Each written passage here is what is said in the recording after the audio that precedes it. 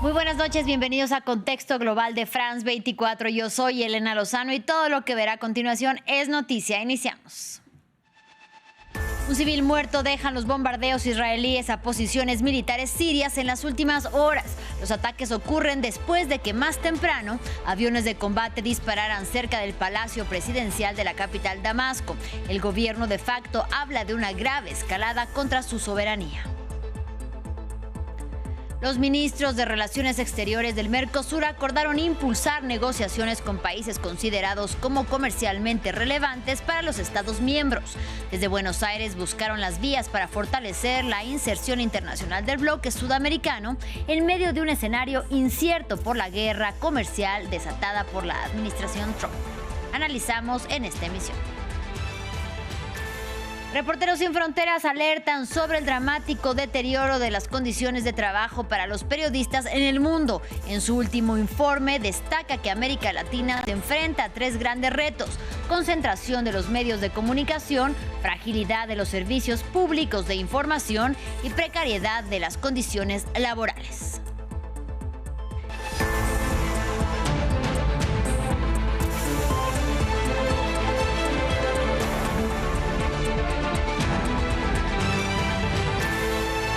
En Siria, un civil muerto dejan los bombardeos israelíes a posiciones sirias en los alrededores de la localidad de Jarastam, cerca de Damasco, y en las regiones de Hama y Latakia, al oeste del país. Los ataques que tuvieron lugar a última hora de este viernes, tiempo local, ocurren después de que aviones de combate israelíes dispararan bombas cerca del Palacio Presidencial en la capital siria.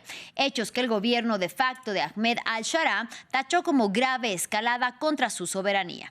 Mientras que Israel dijo que los ataques son más bien una advertencia para proteger a la minoría drusa. Los detalles en el siguiente informe. Nuevos ataques israelíes en Siria en medio de la ofensiva más dura llevada a cabo por Israel contra su vecino este año, que se agudizó tras un ataque cerca del Palacio Presidencial de Damasco. Israel bombardeó más de 20 veces posiciones militares en Siria a última hora del viernes, según la agencia de noticias públicas siria SANA y el Observatorio Sirio de Derechos Humanos. Los ataques se produjeron en medio de las advertencias israelíes al gobierno de Damasco de no perjudicar a la minoría drusa tras los recientes enfrentamientos sectarios. Hago un llamamiento a la comunidad internacional para que desempeñe su papel en la protección de las minorías en Siria, especialmente los drusos, del régimen y sus bandas del terror, y no cierre los ojos ante los duros acontecimientos que han tenido lugar allí durante los últimos meses. Pero los gobernantes islamistas, con Ahmed al-Shara a la cabeza, condenaron la ofensiva israelí como una peligrosa escalada. Entre tanto, la seguridad en la ciudad mayormente drusa de Zahnaya se restableció gradualmente. Las recientes violencias se desataron tras una grabación de voz que maldice al profeta Mahoma. Los militantes aliados del gobierno de facto sospecharon que fue hecha por un druso. Los drusos están en contra de lo que pasó. Vivo aquí al otro lado de la calle principal. Lo vi todo. Era como una película de terror. También la minoría alauita, a la cual pertenece el expresidente Bashar al-Assad, teme por su seguridad. El vicepresidente de Estados Unidos, J.D. Vance, acusó a Alemania de reconstruir el muro de Berlín, mientras que el secretario de Estado, Marco Rubio, habló de tiranía disfrazada. Esto después de que el Servicio de Seguridad Interior de Alemania clasificara este viernes como extremista el partido Alternativa para Alemania, que quedó en segundo lugar en las últimas elecciones legislativas. Ampliamos en el siguiente informe.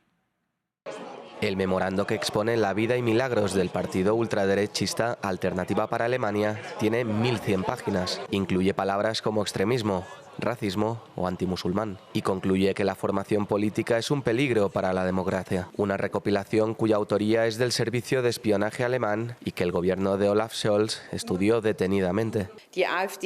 La AfD debe ser categorizada como un partido de extrema derecha confirmado, ya que se ha demostrado que la AfD persigue esfuerzos contra el orden básico democrático libre.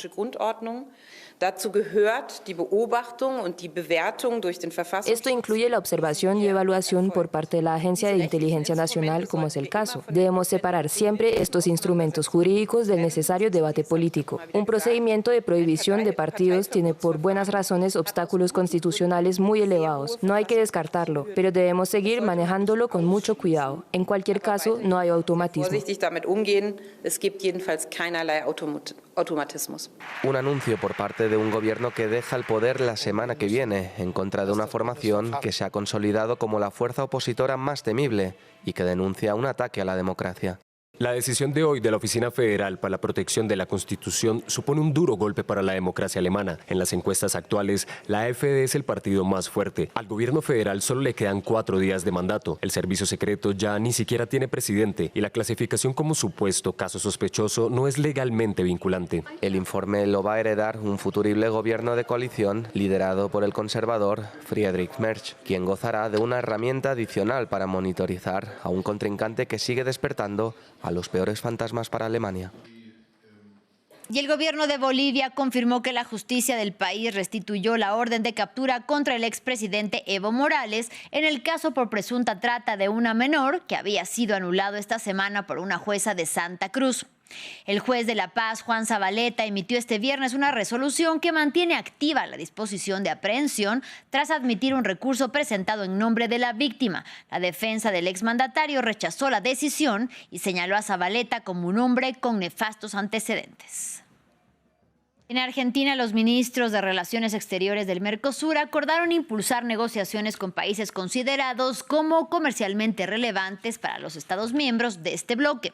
Desde Buenos Aires buscaron las vías para fortalecer su inserción internacional en medio de un escenario considerado como incierto y cambiante, principalmente por la guerra comercial desatada por la administración Trump. En el encuentro participaron los cancilleres de Argentina, Uruguay, Brasil y Bolivia, país que está en proceso de adhesión.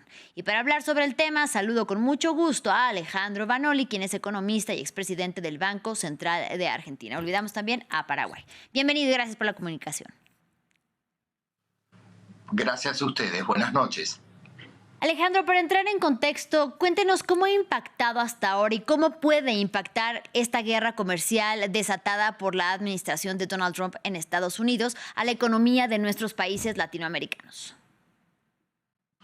Bueno, estas medidas de Trump están generando mucha volatilidad en todo el mundo y además está introduciendo presiones cambiarias en varios países de América Latina, tanto por el lado comercial, por la amenaza de los aranceles, como por el lado financiero, con un aumento del riesgo país y mayores presiones devaluatorias. Y bueno, por supuesto que depende cuál sea la fortaleza de cada país latinoamericano, es la magnitud del shock que implica este nuevo escenario que plantea Trump. Ahora, hablábamos de un contexto global incierto y cambiante. ¿De qué dependerá entonces que Mercosur logre realmente profundizar la integración a nivel regional? ¿De qué factores? Bueno, yo veo que fundamentalmente a partir del impulso de Argentina, Mercosur está perdiendo su esencia, ¿no? Porque en este momento se está negociando y probablemente en 2 semanas se apruebe una lista de excepciones al arancel externo común y esto en cierta forma es por pedido de Argentina fundamentalmente para poder negociar fuera del bloque sin romperlo, pero una suerte de preferencias comerciales fundamentalmente con los Estados Unidos de América, es decir, como la Argentina hubiera querido un acuerdo de libre comercio con Estados Unidos, como Estados Unidos no quiere, entonces avanzaría en una lista de productos con una baja común de aranceles y esto yo creo que es muy negativo para la Argentina, porque en un contexto donde el mundo es crecientemente proteccionista, por supuesto Asia, también Europa y los Estados Unidos, la Argentina, que tiene un tipo de cambio atrasado y por otro lado está haciendo una apertura económica, luego de una gran crisis, va a profundizar su vulnerabilidad externa con riesgo de pérdida de empleo y sufrimiento para los distintos sectores productivos. Y justamente por lo que ahora nos indica, En esos momentos es la guerra comercial, pero hace 4 años fue la pandemia de COVID-19 la que puso en evidencia esta necesidad de poder diversificar los mercados y reducir justamente la dependencia con Estados Unidos. Desde entonces considera que se ha logrado y que hace falta para que sea verdaderamente una realidad. Esto, por supuesto, tratando aparte el caso de Argentina, que como bien nos dice, quisiera ya un acuerdo de libre comercio con Estados Unidos. Creo que todavía hay una elevada dependencia de los Estados Unidos en muchos países de la región, bueno, particularmente México, distintos países del área andina y Centroamérica, ¿no? Yo creo que el camino es profundizar Mercosur, hacer un espacio económico integrado y, por supuesto, tener relaciones multipolares, ¿no? En este sentido, Argentina ha rechazado la invitación a integrar el BRICS, el espacio de Brasil, Rusia, India, China, donde hay aliados hasta de Estados Unidos como Arabia Saudita, ¿no? Así que yo creo que en un escenario de regionalismo y de bloques, donde incluso enemigos históricos como Japón, China y Corea del Sur están generando espacios de integración, me parece muy peligroso que América Latina no logre articular esfuerzos más allá de un libre comercio que creo que no le conviene para poder desarrollarse, para tener empleo, para tener equidad social. Creo que hay que fortalecer los bloques regionales y tener relaciones simétricas y maduras con todo el mundo, pero no una subordinación o un alineamiento unilateral como tienen algunos países de América Latina y particularmente la Argentina. Y justamente en este contexto todavía de dependencia con Estados Unidos, ¿se hacen o no evidentes las ventajas de un posible acuerdo de libre comercio entre el Mercosur y la Unión Europea, que por cierto todavía no ha sido logrado? Le pido brevemente, pero nos interesa mucho saber su análisis. Bueno, yo creo que el acuerdo de libre comercio entre Mercosur y Unión Europea es una oportunidad en términos de generar un espacio de integración con una Unión Europea que viene de una cultura institucional donde no solo es libre comercio. Por supuesto que hay tensiones, ¿no? Yo creo que es importante también que la Unión Europea pueda abrir su mercado y creo que hay muchas tensiones, particularmente en Francia, para que entren alimentos de Argentina y Brasil. Creo que puede ser un paso en tratar de generar una alianza que fortalezca a América Latina y a la Unión Europea de esta guerra hegemónica entre los Estados Unidos y China. Pero para eso tiene que ser un acuerdo que beneficie a todas las partes y que no implique un acuerdo asimétrico que implique solo algo de apertura de agro por productos industriales. Bien, Alejandro Vanoli, de verdad muchísimas gracias por su análisis. Hasta la próxima. Continuamos con información sobre nuestra región latinoamericana. La organización Reporteros Sin Fronteras alertó sobre el dramático deterioro de las condiciones de trabajo para los periodistas en el mundo. En su último informe destaca que Latinoamérica se enfrenta a 3 grandes retos: concentración de los medios de comunicación, fragilidad de los servicios públicos de información y precariedad de las condiciones laborales. Samuel Salgado Castro nos cuenta a continuación. En la clasificación mundial de la libertad de prensa 2025 de Reporteros Sin Fronteras, 22 de los 28 países estudiados del continente americano registran descensos en su indicador económico. Cortar la financiación de los medios de comunicación es una estrategia de gobiernos autoritarios para doblegar a la prensa al servicio de intereses políticos o comerciales, según Reporteros Sin Fronteras. Un ejemplo de presión financiera al periodismo, Estados Unidos, bajo el segundo mandato de Donald Trump. Tenemos la llegada del segundo mandato de Donald Trump, que está en guerra abierta contra el periodismo de manera general. Cortar la financiación de medios como La Voz de América o vetar agencias de noticias como Associated Press ha creado desiertos informativos en Estados Unidos, según la organización. En cuanto a América Latina, hay un patrón común en la persecución a la prensa, independientemente de las ideologías de los gobiernos. Hay que señalar, por ejemplo, esa lógica en que los líderes políticos ponen la centralidad de su agenda, el ataque a los medios, la descredibilización de los medios como estrategia de movilización política, de movilización de sus bases electorales. Están todo el tiempo utilizando esa estrategia de ataques a los medios, de ataques verbales, como una lógica de manutención de una polarización social y que tengan más fuerzas, también fuerza junto a sus bases electorales. Ataques a los medios en países como Argentina, que bajó 47 posiciones en la clasificación mundial de libertad de prensa, Colombia, con un discurso frontal del presidente Gustavo Petro hacia los grandes medios, y El Salvador, en donde la libertad de prensa sufre el desgaste de la propaganda bajo la presidencia de Nayib Bukele.